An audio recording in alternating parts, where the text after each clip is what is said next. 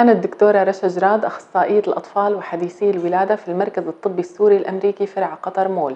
موضوعنا اليوم عن السعال، وهو عرض لمرض وليس مرض بحد ذاته، فقد يعاني طفلك من السعال نتيجة مشكلة أخرى.